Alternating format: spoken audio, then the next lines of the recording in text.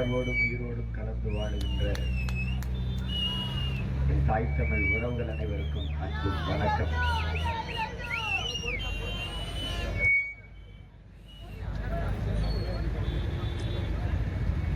இந்த நிலத்தில் நீண்ட காலமாக நிலவி வருகிற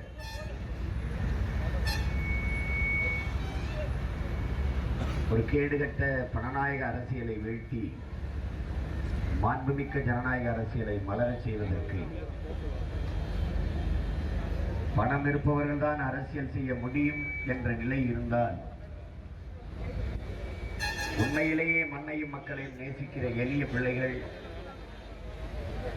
அதிகாரத்திற்கு வருவது, நல்லாட்சி தருவது, உண்மையும் நேர்மையுமாக உழைப்பது என்பது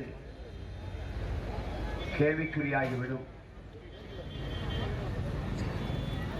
தூய உள்ளத்தோடு மக்களுக்கு சேவை செய்ய வேண்டும் என்கிற மனம் இருப்பவனும் அரசியல் செய்ய முடியும் என்கிற நிலையை உருவாக்குவதற்குத்தான் எளிய பிள்ளைகள் நாங்கள் இந்த வரலாற்று பெரும் பணியை செய்து கொண்டிருக்கிறோம்.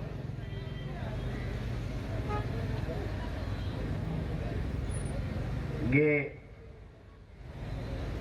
அரசியல் என்பது மக்களை வைத்து பிழைக்க என்று மாற்றியிருக்கிறார்கள். மக்களுக்கு உழைக்க என்பதை விட்டு மக்களை வைத்து பிழைக்க என்று மாறி நிற்கிறது. மக்களின் உதவிக்காக என்பதை கடந்து வெறும் பதவிக்காக என்று மாறி நிற்கிறது. மொழிக்காக, இனத்திற்காக என்று இல்லாது வெறும் பணத்திற்காக என்று மாற்றி அமைக்கப்பட்டிருக்கிறது. இதையெல்லாம் தகர்த்து புரட்சியாளர் பகத்சிங் அவர்கள் சொன்னது போல வெளிப்படையாகவே அநீதிகளால் கட்டமைக்கப்பட்ட சமூகத்தை தகர்த்து முற்றுமுழுதாக புதியதொரு சமூகம் படைப்பதுதான் புரட்சி என்கிறார். அப்படி முற்றுமுழுதாக புதிய ஒரு சமூகம் படைக்க வந்த புரட்சிகர அரசியல் போர்தான் உங்கள் பிள்ளைகள் இப்போது நடத்தி கொண்டிருக்கிறோம். எனவேதான் அமைப்பு மாற்றம், அடிப்படை மாற்றம், அரசியல் மாற்றம், இது மாற்றத்திற்கான எளிய மக்களின் புரட்சி என்கிற முழக்கத்தை முன்வைத்தோம். களத்திலே நின்று கொண்டிருக்கிறோம். எங்கள் சின்னத்தை அவர்கள் எடுத்து முடக்கிய போதும் எங்கள் எண்ணத்தை நீங்கள் எதுவும் செய்ய முடியாது என்று அவர்கள் கொடுத்த சின்னத்தை எடுத்துக்கொண்டு களத்திலே வந்து நிற்கிறோம். இங்கே வேட்பாளராக நிறுத்தி இருக்கிற பெருந்தகை மருத்துவர் ஐயா கைலைராஜன் அவர்கள், என்னோடு நிற்பவர்கள் எல்லாம் எனக்கு இணையாவர்கள், என்னிலும் இளையவர்கள். ஆனால் ஐயா கைலைராஜன் அவர்கள் மருத்துவர், அவர் மனைவியும் மருத்துவர், அவர் மகனும் மருத்துவர். அழகாக மக்களுக்கு மருத்துவம் பார்த்துக்கொண்டு வீட்டிலே நிம்மதியாக இருக்கலாம். ஆனால் எல்லாத்தையும் விட்டுவிட்டு நீண்ட நாட்கள் தேக நலனுக்கு மருத்துவம் செய்தாகிவிட்டது, இனி இருக்கிற காலங்களை தேச நலனுக்காக மருத்துவம் செய்வோம் என்கிற உயர்ந்த நோக்கத்தோடு எங்களோடு இணைந்து இந்த வெயிலிலே அவர் வெம்பாடுபடுகிறார் என்றால் இந்த மண்ணின் மீதும் மக்களின் மீதும் வகித்திருக்கிற பற்றை நீங்கள் புரிந்து கொள்ள முடியும். எல்லோரும் அரும்பாடாற்றுகிறோம். எங்களிடத்திலே உயர்ந்த நோக்கம் இருக்கிறது, அதை நிறைவேற்ற உழைப்பை தவிர வேற எதுவும் இல்லை. நாங்களே பேசித்தான் ஆக வேண்டும். என்னை பார்க்கிறவர்கள்லாம் காலையிலிருந்து வெயிலில் இப்படியே அலைந்து அலைந்து பேசி திரியிறியே, இன்னும் எவ்வளவு நாளைக்கு பேசுறது, உடம்பை பார்த்துக் கொள்ள வேண்டாமா என்று. மற்றவர்களுக்கு பேசுகிறதுக்கு தொலைக்காட்சி இருக்கிறது, எங்களுக்கு நாங்களே தான் பேசியாக வேண்டும். ஏனென்றால் இது எளிய மக்கள் முன்னெடுக்கிற மாற்றத்திற்கான புரட்சி. இவ்வளவு தடை, அடக்குமுறை, இடையூறு எல்லாவற்றையும் தாண்டி நாங்கள் நிற்பது எங்கள் மக்களை நம்பி.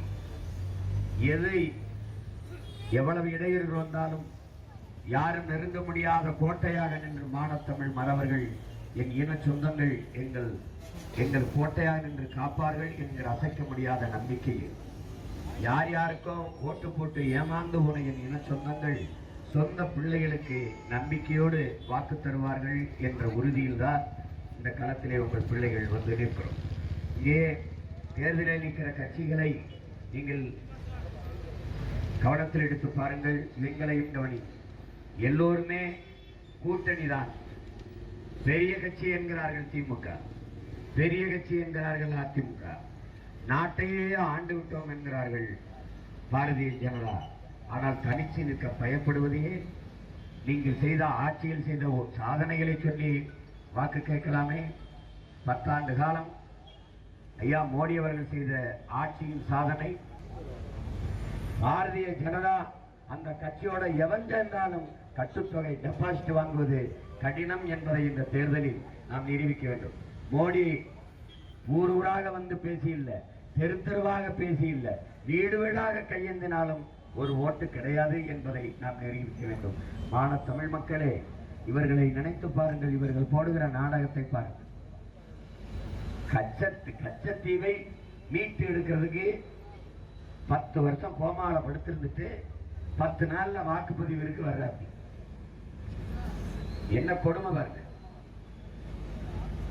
அதை அண்ணாமலை ஆட்சியில் போட்டு எடுத்து கொடுத்தாராம். இப்பதான் கச்சத்தீவு நம்மகிட்ட இல்லைன்னே எங்களுக்கு தெரியும். கச்சத்தீவு நமக்குன்னு இருந்த கடல் எல்லை தூரம், அவனுக்கு இருந்த கடல் எல்லை அவனுக்கு அதிகம்னு 13 வருஷமா பேசுவாரு. நான் நெய்தல் படை அமைப்பேன், அதில் மீனவர்களையே ராணுவ வீரர்கள் போல கட்டமைப்பேன். நீ பெட்ரோல் கொண்டு வரியோ இல்லையோ, சாப்பாடு கொண்டு வரியோ இல்லையோ, கையெறி கொண்டு கையில கொடுப்பேன், தொட்டான்னா தூக்குடா, இன்டர்நேஷனல் இஷ்யூ ஆகுடா, மீதியை நான் பார்த்துக்கிறேன்னு சொன்ன பிறகு மக்களிடத்தில் எனக்கு பெறுகிற ஆதரவை பார்த்து முதல்ல பயந்து என் சின்னத்தை எடுத்தேன். இப்ப என்னத்தை பார்த்து பயப்படுற. ஒருவேளை சீமான் ஜெயிச்சுட்டானா என்ன பண்றதுன்னு நீங்க எதையுமே பண்ண முடியாது. நான் ஜெயிச்சிருவேன், நீ எதையுமே பண்ண முடியாது.